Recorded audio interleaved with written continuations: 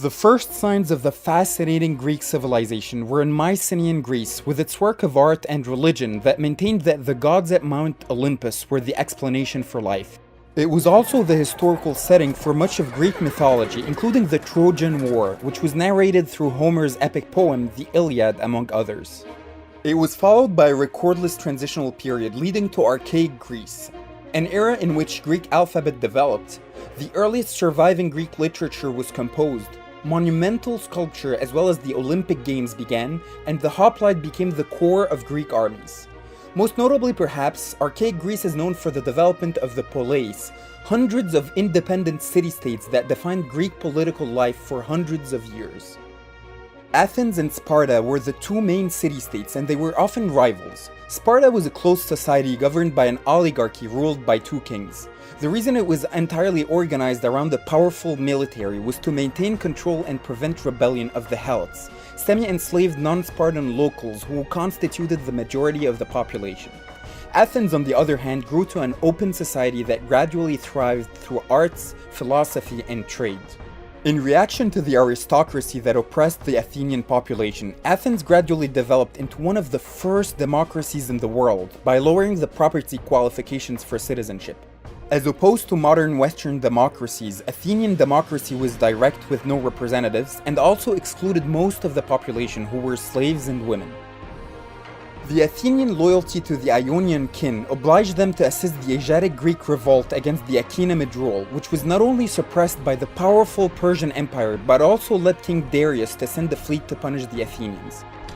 The outnumbered Greek army inflicted a decisive defeat on the Persians in the Battle of Marathon, which was a pivotal and shining moment in Athenian history, as it showed that Athens was able to beat the mighty Persians even without the Spartans. Athens rightly expected and prepared for a second Persian invasion by building a formidable navy of triremes. According to Herodotus, who is credited with being the first historian, the greatest army ever put together led by Xerxes of Persia attacked again. Although the Persians were able to capture and burn Athens, the Athenians ultimately won the war thanks in part to a very rare support from most Greek city-states, exemplified by the resistance of 300 Spartans that delayed the Persian army at the narrow pass.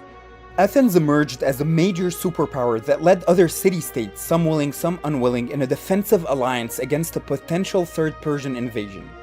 It, however, harshly treated its allies, moved the ally treasury money to the Parthenon, and used it to fund the construction of temples in the city.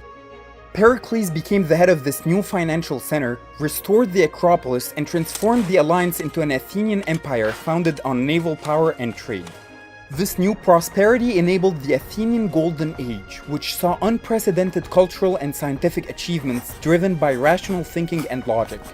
Hippocrates became the father of modern medicine, the first drama and comedy masterpieces were written, sculpture flourished, sophists such as Protagoras stated that man is the measure of all things, which constituted the root of humanism and the European Renaissance.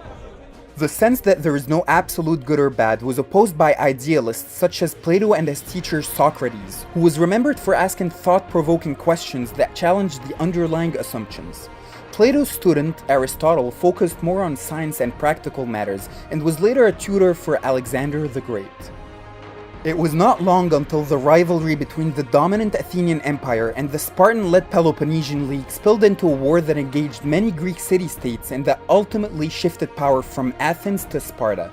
Sparta then got engaged in wars with other city-states and gradually declined, leaving a power vacuum that was filled by Philip II and the Macedonians, distant relatives of the Greeks who had been regarded as semi-barbarians.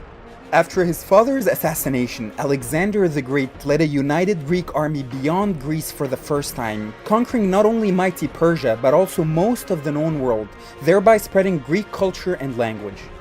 After his death at the age of 32 without successor, his generals fought against each other and three major kingdoms eventually emerged and persisted for the next 300 years.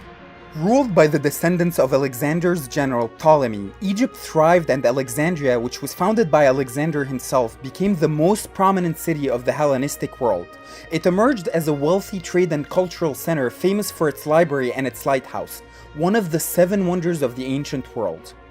Besides the new heights reached in art, literature, and poetry, we owe our basic ideas about geometry and the concept of mathematical proofs to Hellenistic mathematicians. Post-Socratic philosophers established 4 schools of philosophy, and among others they would influence Christianity and Western thinkers for thousands of years.